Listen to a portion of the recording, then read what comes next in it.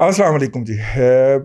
گزشتہ تقریباً 72 گھنٹوں کے اندر بہت ساری باتیں ہوئی ہیں اور اس کے اندر جناب نواز شریف صاحب کی تقریر بھی شامل تھی.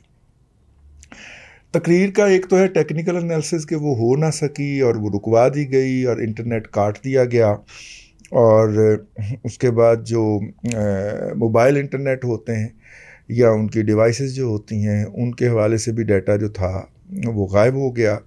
ہمارے کچھ احباب جو تھے وہ نکلے اواری سے اور انہوں نے چکر وکر بھی لگایا، تو پتہ چلا کہ جی پی او سے لے کے اور گورنر ہاؤس تک جو ہے ان کو ڈیٹا موبائل پہ ریسیو نہیں ہوا یا موبائل ڈیوائس کے اوپر. پھر وہ واپس جا کے اواری میں گھس گئے کہ یہ تو میرا مطلب ہے پیچھے سے ہی کو کام پی ٹی اے نہیں ڈال دیا.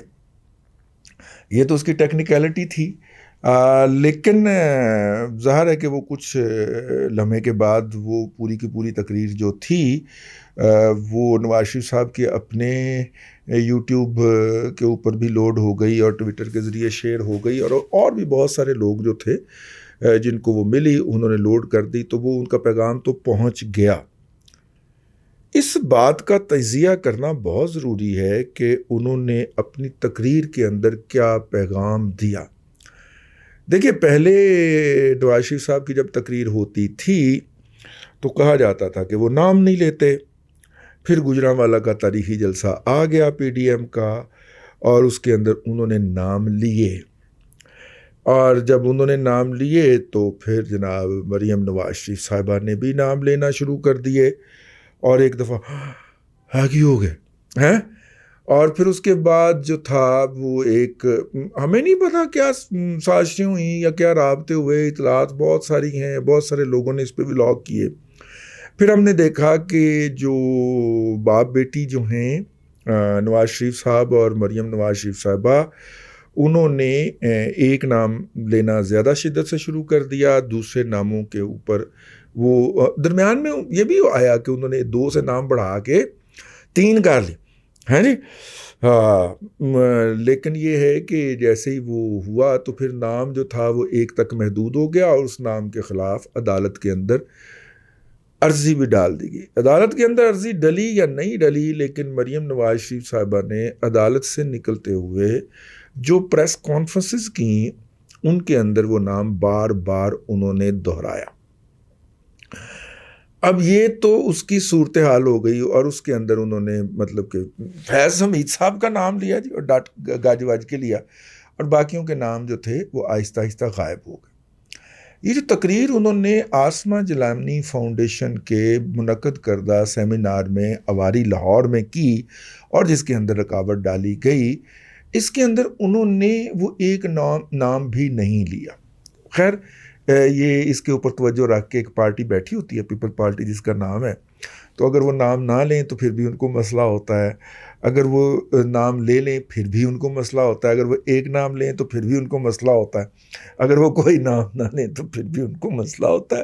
وہ ہمیشہ اس کے کریٹک رہتے ہیں. لیکن اور بھی بہت سارے لوگ اور بھی بہت ساری پارٹیاں ہیں جنہیں اس بات سے بہت مسئلہ ہوا. اب اگر آپ اس تقریر کو سن لیجئے، آخر میں میرا خیال 13 منٹ کی تقریر ہے، شروع سے لے کے آخر تک اس کو سنیے. اس کے اوپر نواز شریف صاحب نے جو ہے اس کے اندر مجھے تو نہیں سنائی دیا جی کوئی نام لیا ہو کسی کا، کسی فیض حمید کا، کسی اور کا، ٹھیک ہے. لیکن یہ ہے کہ وہ انہوں نے کیا کیا، انہوں نے پالیسی کے اوپر ڈسکشن کی کہ ایسے ہوتا ہے، ایسے کیا جاتا ہے، ایسے لوگوں کی آواز دبائی جاتی ہے، ایسے لوگوں کو یہ کیا جاتا ہے. یعنی کہ یہ کام جو ہے یہ ایک منظم طریقے سے ہوتا ہے، ایک منظم ادارہ کرتا ہے. وہ منظم ادارہ جو ہے یہ کام کرنے کے اضافی فنڈ بھی لیتا ہے قومی خزانے سے، اور یہ سارا کچھ وہ جو ہے جس طرح انگریز بہادر کے دور کے اندر جب وہ کسی شخص کو پھانسی کی سزا دیتے تھے اور اس کو قتل کرنا ہوتا تھا، اور جب اس کو قتل کر دیتے تھے، پھانسی پہ چڑھا دیتے تھے، تو پھر وہ جو اس کو گولی ماری جاتی تھی. نارملی 1857 کے ارد گرد گولی مار کے قتل کیا جاتا تھا، یا توپ کے سامنے باندھ کے توپ چلا دی جاتی تھی. تو اس کے بعد اس کی لاش لینے کے لیے جب لوگ آتے تھے تو ان سے کہا جاتا تھا کہ آپ اس کی گولی کے پیسے بھی دیں. یہ جو گولا ہم نے چلایا ہے توپ کے اندر رکھ کے یا بندوق کے اندر سے گولی چلائی ہے، اس ڈیڈ باڈی کو اس وقت تک ان کے حوالے نہیں کیا جاتا تھا جب تک کہ وہ اس اسلحے بارود کی قیمت ادا نہیں کر دیتے تھے۔ آپ مطلب کہ آپ دیکھیے نا، وہی تابندہ اور درخشندہ روایات ہیں نا کہ مقبوضہ کشمیر کے اندر جب عام سویلین کو دہشت گرد قرار دے کے قتل کر دیا جاتا ہے اور اس کے بعد اس کی ڈیڈ باڈی نہیں دی جاتی، پھر لوگ مظاہرے کرتے ہیں، پھر لوگ جو ہیں وہ مطلب کہ جو درمیان میں پھر میڈیشن کروانے والے آتے ہیں اور اس میڈیشن کے نتیجے کے اندر کچھ دے دلا کے وہ ڈیڈ باڈی ہوتی ہے۔ تو ٹھیک ہے، درخشندہ اور تابندہ روایات دونوں سائیڈوں پہ ایک ہی ہے، ٹھیک۔ تو یہ جو ہے، یہ والا جو سلسلہ ہے، یہ بہت جب سے کمپنی بہادر کی حکومت آئی ہے برِ صغیر میں تب تک چلتا آ رہا ہے۔ دوبارہ آتے ہیں جو میں نے موضوع شروع کیا تھا کہ نواز شریف صاحب نے اپنی پوری تقریر کے اندر کوئی ایسا نام نہیں لیا۔ تو کیوں نہیں لیا؟ بنیادی طور پہ انہوں نے پالیسیز کے اوپر ڈسکشن کی۔ پالیسی جو ہوتی ہے وہ ادارے چلاتے ہیں، ادارے ایک منظم شکل کے اندر کام کرتے ہیں۔ کچھ لوگوں کا خیال ہے اور انہوں نے اس کے اوپر ولاگ بھی کیے ہیں کہ حکومت نے یہ کام کر کے بنیادی طور پہ نواز شریف صاحب کو ڈائریکٹ کرنے کی کوشش کی ہے ISI کے خلاف کہ جناب انہوں نے کیا ہے۔ اور اس کلوزنگ کے ہوتے ہی ہمارے کچھ احباب کو فون آنا شروع ہو گئے کہ یار یہ ہم نہیں ہیں۔ تو سمجھ لیں کتوں فون آئے ہوں، یہ اسی نہیں ہے، یہ ہم نہیں ہیں، ٹھیک ہے۔ یہ بات کبھی کبھی خاکسار کو کہنا پڑتی ہے، میں نہیں ہوں اس کے اندر۔ سر وہ ویڈیو آڈیو آئی تھی، ہم نے کہا ہماری اوقات نہیں ہے، ہم نے بھجوا دی، سر میں نہیں ہوں۔ ہاں اتنے کا منٹ کی تھی، ٹھیک ہے، لیکن میں نے کہا کہ نہیں سر میری اوقات نہیں ہے۔ اب اسی طرح یہی بات وہ کہتے پائے، اسی نہیں ہے، اسی نہیں بند کروایا جناب، اسی نہیں بندہ اٹھوایا۔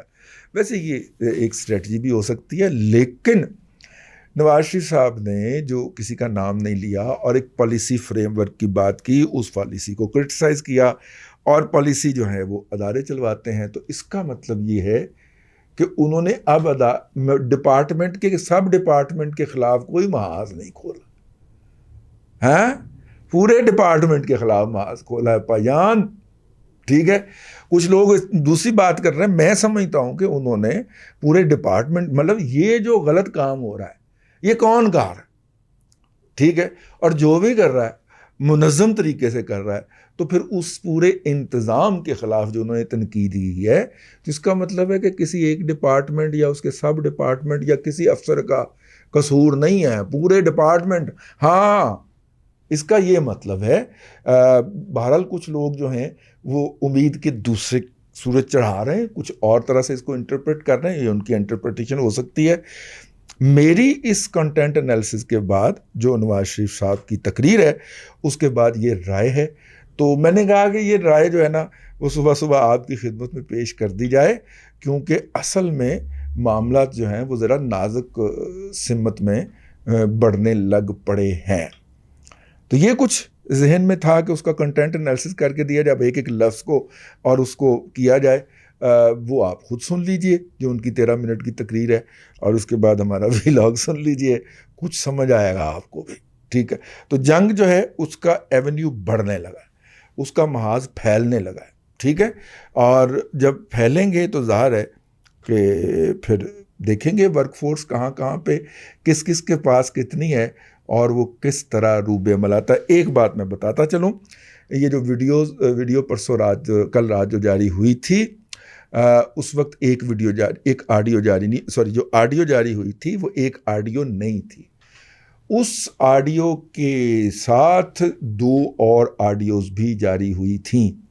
ایک تو مطیع اللہ جان نے فساد ڈال دیا کہ انہوں نے بیک اینڈ کے اوپر آواز لگا کے جو اس آڈیو کی تھی اس کے اوپر حلف نامے کی آواز لگا دی، اور دونوں اوور لیپ ہو کے چل رہے تھے، اور اس کی دیکھا دیکھی پھر انہوں نے دیکھا کہ ہم بھی تو کچھ کر سکتے ہیں، تو پھر انہوں نے فوری طور پہ نواز شریف صاحب کی تقاریر کے مختلف حصے لگا کے تو جاری کیا کہ دیکھیں اس طرح کی کارروائی ڈالی ہے انہوں نے، بنیادی مقصد ان کا یہ تھا۔ لیکن ساتھ میں انہوں نے وہ والا کلپ بھی جاری کیا جو جناب ثاقب نثار صاحب کی تقریر تھی، اور کلیم کیا کہ یہاں سے انفارچونیٹلی والا لفظ اٹھا کے انہوں نے ڈالا ہے۔ اچھا، انفارچونیٹلی والا لفظ انہوں نے اٹھا کے اور وہ فقرہ اٹھا کے ڈالا ہے، تو باقی فقرے کہاں سے اٹھائے؟ میرا مطلب ہے کہ یاد سارے فقرے دسو نا جی کہ ایتھو چکے نے۔ تو وہ ایک فقرہ، ایک بندہ جو ہے ایک لفظ بولنے کا عادی ہے، جیسے ہمارے عمران شفقت صاحب ایک لفظ بڑا فریکوینٹلی بولتے ہیں۔ پوائنٹ اس میں یہ ہے، ٹھیک ہے، اور جس طرح ہمارے حضرت اسد طور صاحب جو ہیں وہ کہتے ہیں تو اس سے پتہ یہ چلا تو وہ بہت بولتے ہیں، ٹھیک ہے۔ اسی طرح ہر بندے کا کوئی تقیہ کلام ہوتا ہے نا، تو بابر احمدی کا بھی تو تقیہ کلام کوئی ہو سکتا ہے نا کہ انفارچونیٹلی، ٹھیک ہے، اس میں ہوا یہ ہے، ٹھیک۔ میرے بڑے بھائی جو ہیں وہ کہتے ہیں کہ بات اس میں یہ ہے بھائی جان، یہ ان کا ایک تقیہ کلام ہے، بھائی جی بات اس میں یہ ہے، ٹھیک ہے۔ تو اس طرح ہر بندے کا کوئی تقیہ کلام ہوتا ہے۔ اگر تو آپ اس ایک فکرے کی بنیاد کے اوپر اس پوری کو کرنا چاہ رہے ہیں، ڈسٹارٹ کرنا چاہ رہے ہیں، تو کیجئے۔